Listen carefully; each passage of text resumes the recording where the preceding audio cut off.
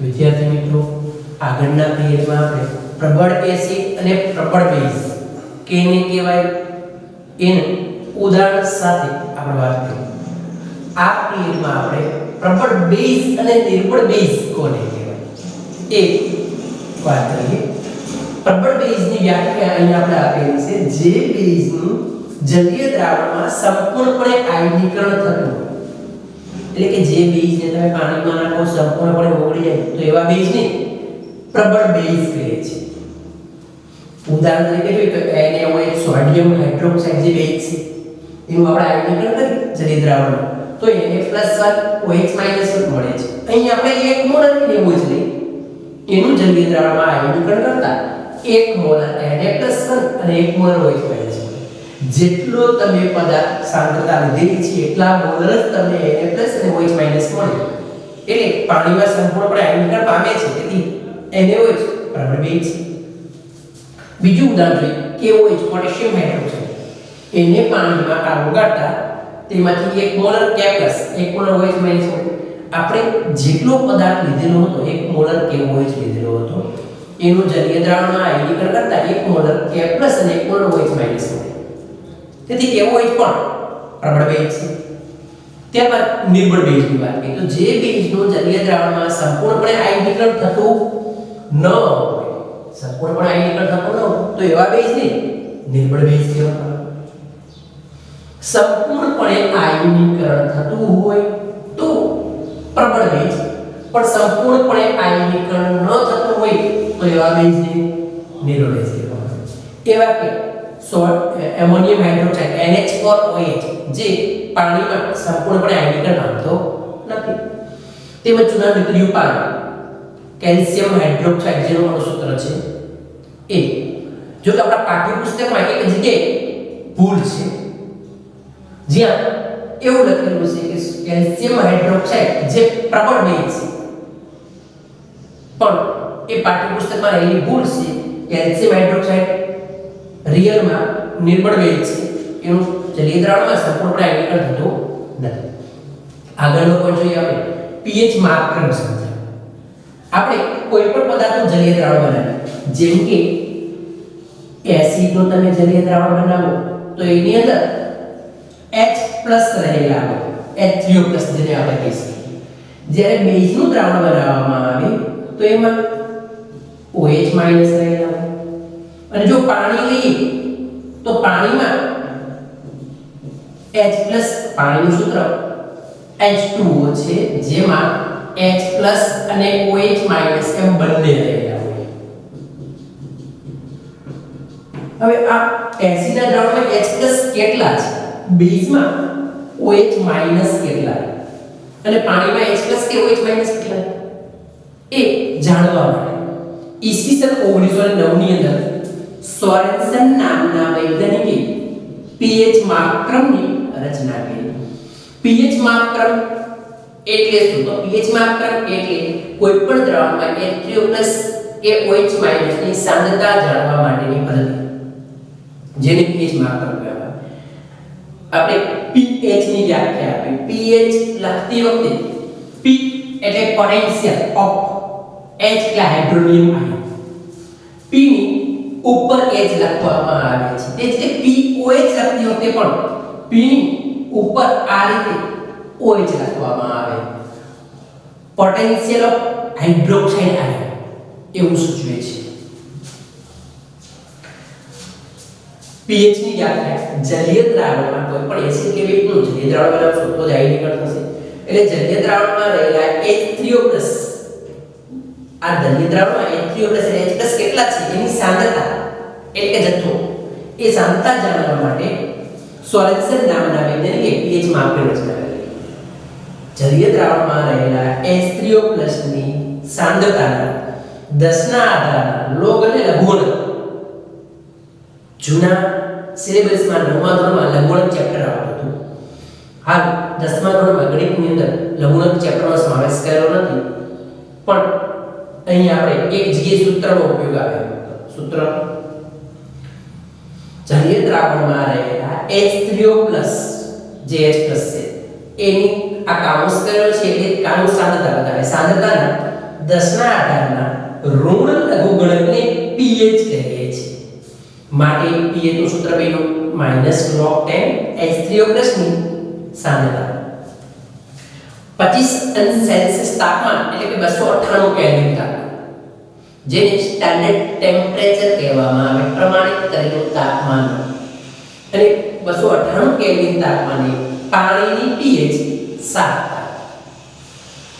હવે બેઝની અંદર OH રહેલા હોય તો એની pOH માપવું પડે. તો pOH ની વ્યાખ્યા જલીય દ્રાવણમાં રહેલા OH મળે. જલીય દ્રાવણમાં બેઝમાં OH રહેલા એ OH ની કાઉન્સેલી સાંદ્રતાના 10 ના આધારના ઋણ લઘુગણકને pOH કહે છે. pOH -log10 OH- એનું સૂત્ર આ 10 શું તો એક લઘુગણક નેપિયર નામના ગણિતશાસ્ત્રીએ લોગ ટેબલની રચના કરી ત્યારે એને બે આધાર, એક 10 જે સામાન્ય આધાર કહેવાય, બીજો લઘુગણક આધાર E log10 જેને સામાન્ય આધાર કહેવામાં આવે અને log E જે લઘુગણકીય આધાર છે. એના પર નેપિયર નામના ગણિતશાસ્ત્રીએ લોગ ટેબલ રચના કરી. એ સામાન્ય આધાર છે આપણે 10 ના આધાર ઋણ લઘુગણક pOH કહીએ. 298 કેલ્વિન તાપમાન એટલે કે 25 અંશ સેલ્સિયસ તાપમાન. જો સેલ્સિયસમાં માપવામાં આવે તો 25 અંશ સેલ્સિયસ, કેલ્વિનમાં જોવામાં આવે તો 298 કેલ્વિન તાપમાન. 298 કેલ્વિન તાપમાને પાણીની pOH પણ 7 થાય. અહીંયા આપણે જોઈએ pH 7 કીધી, પાણીની pH 7, પાણીની pOH પણ 7. તો પછી pH અને pOH બંનેનો સરવાળો હંમેશા 14 થાય. માટે આપણે લખીએ કે pH pOH બરાબર 14 થાય. કોઈ પણ પદાર્થ માટે pH અને pOH નો સરવાળો હંમેશા 14 જ હોય. એસિડિક પદાર્થની pH કેટલી હોય? તો એસિડિક પદાર્થની pH 0 થી 7 ની વચ્ચે, એટલે કે 7 થી ઓછી. બેઝિક પદાર્થની pH 7 થી 14 ની વચ્ચે, એટલે 7 થી વધુ 14 થી ઓછી. જ્યારે પાણી તટસ્થ પદાર્થ હોવાથી એની pH 7 છે, પાણીની pH 7 છે. આ pH માપવી કેવી? તો pH માપવા માટે લિટમસ પત્ર, સૂચક, pH પેપર અને pH મીટર નામના સાધનનો ઉપયોગ કરવામાં આવે. લિટમસ પત્રના બે પ્રકાર છે, લાલ લિટમસ પત્ર અને ભૂરું પત્ર. આપણે પહેલા પિરિયડમાં વાત કરી હતી કે જો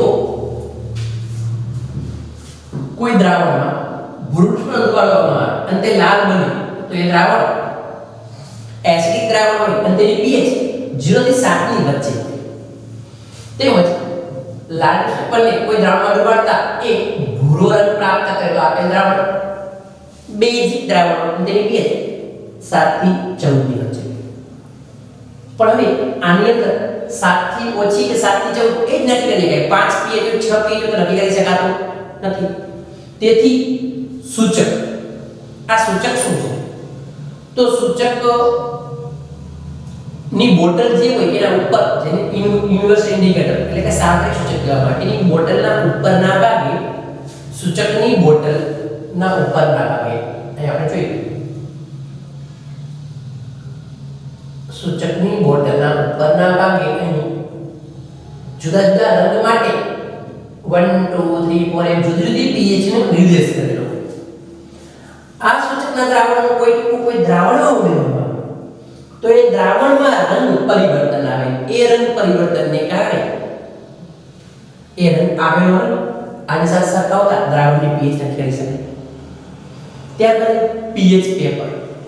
pH પેપર એક બોક્સ આકારનો હોય છે જેની અંદર આછા પીળા રંગના pH પેપર રહેલા હોય. એ pH પેપરને કોઈ દ્રાવણમાં ડુબાડો તો એમાં pH પેપરમાં રંગ પરિવર્તન આવે. અહીં અલગ અલગ રંગ માટે અલગ pH નો નિર્દેશ કરેલો છે. ધારો કે pH પેપરને કોઈ દ્રાવણમાં ડુબાડો અને ગુલાબી રંગ પ્રાપ્ત કરે તો ગુલાબી આ જગ્યાએ હોય તો આપેલ દ્રાવણની pH 2 છે એ દ્રાવણ એસિડિક દ્રાવણ હશે. જો pH પેપરને કોઈ દ્રાવણમાં ડુબાડતા મહેંદી કલર પ્રાપ્ત થાય તો મહેંદી કલર 7 એ સરખાવો 7 આગળ છે એટલે આપેલ દ્રાવણની pH 7 હશે અને દ્રાવણ શું હશે? પાણી. તટસ્થ દ્રાવણ પાણી જેની pH 7 છે. પણ pH પેપરને કોઈ દ્રાવણમાં ડુબાડતા વાદળી પ્રાપ્ત કરે તો વાદળી પાસે તમે જુઓ તો 10 લખેલા એટલે આપેલ દ્રાવણની pH 10 હોય અને તે દ્રાવણ બેઝિક દ્રાવણ હશે. આમ pH 10 છે 2 છે કે 7 છે એટલે કે 10.5 હોય તો કેવી રીતે કરીએ? તો એના માટે pH મીટર જે ચોકસાઈ પૂર્વક pH માપે આ લિટમસ પત્ર સૂચક અને pH પેપરની મદદ વડે આપણે અંદાજિત એપ્રોક્સિમેટ વેલ્યુ અંદાજિત મૂલ્ય pH નો કરી શકીએ. પણ pH નું ચોક્કસ મૂલ્ય કરવા માટે pH મીટરનો ઉપયોગ થાય. pH મીટર સાધનમાં રહેલા બે ધ્રુવ એને કોઈ દ્રાવણમાં ડુબાડતા pH મીટરમાં આપણે કેલ્ક્યુલેટરમાં જે કાચની બારી હોય એમ pH મીટરમાં રહેલી કાચની બારીમાં ચોક્કસ આંક આવે અને એ આંક pH નું મૂલ્ય નક્કી કરે છે. આમ pH નું ચોક્કસ મૂલ્ય નક્કી કરવા માટે pH મીટરનો ઉપયોગ થાય છે.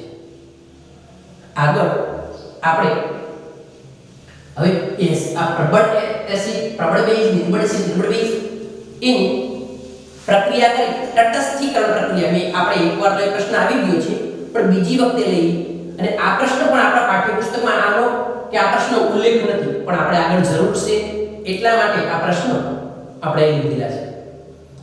આગળના પીરિયડની અંદર આપણે એ પ્રક્રિયા કરી તટસ્થીકરણથી બનતા ક્ષારની pH કેટલી હોય એ જોઈશું. મિત્રો આપણે આગળના પીરિયડમાં pH માપક્રમની વાત કરી. ત્યારબાદ અત્યારે આપણે તટસ્થીકરણ એટલે શું? તટસ્થીકરણની પ્રક્રિયા વર્ણવો. આ પ્રશ્ન આપણે એકવાર એસિડની બેઝ સાથેની પ્રક્રિયા એટલે તટસ્થીકરણની પ્રક્રિયા એ સ્વરૂપમાં લીધેલી જ છે પણ અત્યારે આપણે pH માપક્રમ સમજવા માટે આ પ્રક્રિયા ફરીવાર રિવિઝન સ્વરૂપે છે. જોઈએ HCl હાઇડ્રોક્લોરિક એસિડ એ એસિડ છે NaOH જે બેઝ એસિડની બેઝ સાથે પ્રક્રિયા કરી અહીંયા H+ ધન આયન OH- ઋણ આયન એ જોડે H2O એટલે પાણી બનાવે Na+ ધન આયન Cl- ઋણ સાથે જોડાય NaCl બનાવે એટલે મીઠાનો ક્ષાર અને પાણી મળે છે. આ પ્રક્રિયામાં K+ જે ધન આયન SO4- ઋણ આયન છે એના કારણે K2SO4 પોટેશિયમ સલ્ફેટ અને OH સાથે સંયોજિત H2O પાણી બનાવે. કે સમીકરણ સંતુલિત કરી દો કે બે વખત છે બે કરવા આગળ બગડો મૂકી તો ઓક્સિજન 2 થાય. ઓક્સિજન 2 કરવા આગળ બગડો મૂકી હાઇડ્રોજન કીધું 4 થાય. હાઇડ્રોજન અહીંયા 2 આ જગ્યાએ 2 4 થઈ જાય. સમીકરણ સંતુલિત છે.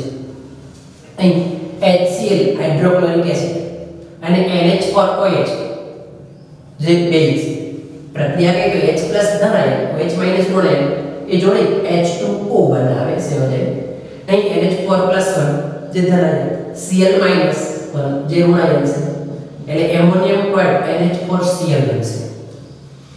ત્યાર પછીની પ્રક્રિયામાં H+ ધન આયન SO4- ઋણ આયન H2SO4 ભરાયેલા આયન અને કેલ્શિયમ હાઇડ્રોક્સાઇડ જેમાં Ca+2 ધન આયન અને OH- ઋણ આયન Ca+2 SO4- સાથે જોડાઈ કેલ્શિયમ સલ્ફેટ CaSO4 નો ક્ષાર બનાવે તેમજ OH સાથે જોડાઈ H2O બનાવે. હાઇડ્રોજન 2 અહીંયા 4 કરવા આગળ બગડો મૂકી તો ઓક્સિજન 2 થાય. ઓક્સિજન જે 2 છે સમીકરણ સંતુલિત છે. અહીં ઇથેનોઇક એસિડ CH3COOH જે નિર્બળ એસિડ એની આપણે પ્રબળ બેઝ NaOH સાથે પ્રક્રિયા કરી. અહીં CH3COO- જે ઋણ આયન જે H+ ધન આયન H+ ધન આયન છે એ OH- ઋણ આયન સાથે પ્રક્રિયા કરી H2O બનાવે છે અને CH3COO- જે ઋણ આયન Na+ સાથે જોડી CH3COONA સોડિયમ એસિટેટ નામનો ક્ષાર અને પાણી બનાવે. ત્યાર પછી પ્રક્રિયામાં કાર્બોનિક એસિડ H2CO3 એની પોટેશિયમ હાઇડ્રોક્સાઇડ કેવોઇન સાથે પ્રક્રિયા કરે તો અહીં CO3 -2 અને K +3 છે એટલે એ બંને જોડે K2CO3 બનાવશે.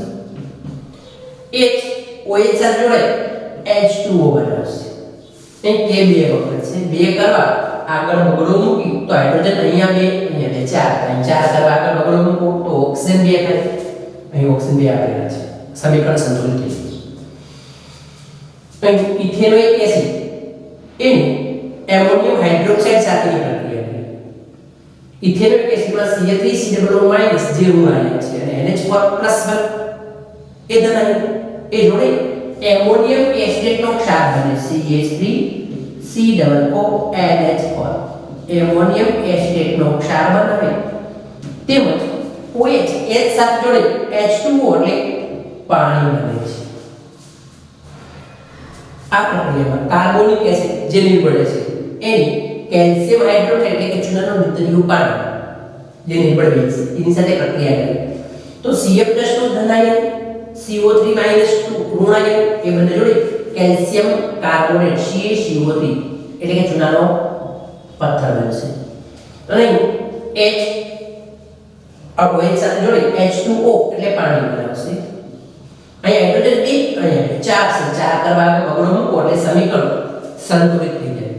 હવે અત્યારે આપણે જોઈ તો પેલી બંને પ્રક્રિયામાં પ્રબળ એસિડ અને બેઝ પણ પ્રબળ એસિડની પ્રબળ બેઝ સાથેની પેલી બે પ્રક્રિયા આપેલી છે. ત્યાર પછીની પ્રક્રિયામાં એસિડ પ્રબળ પરંતુ બેઝ નિર્બળ લેવામાં આવેલો છે.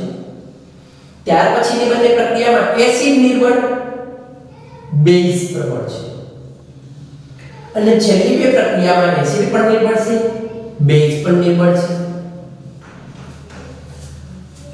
અહીં એસિડની બેઝ સાથે પ્રક્રિયા થાય ક્ષાર અને પાણી બધું મીઠાનો ક્ષાર અને પાણી પોટેશિયમ સલ્ફેટનો ક્ષાર આ પાણી એમોનિયમ ક્લોરાઇડનો ક્ષાર અને પાણી કેલ્શિયમ સલ્ફેટનો ક્ષાર અને પાણી સોડિયમ એસિડનો ક્ષાર અને પાણી પોટેશિયમ કાર્બોનેટનો ક્ષાર પાણી એમોનિયમ એસિડનો ક્ષાર પાણી અને કેલ્શિયમ કાર્બોનેટનો ક્ષાર અને પાણી. ટૂંકમાં એસિડની બેઝ સાથે પ્રક્રિયા કરતા ક્ષાર અને પાણી બને.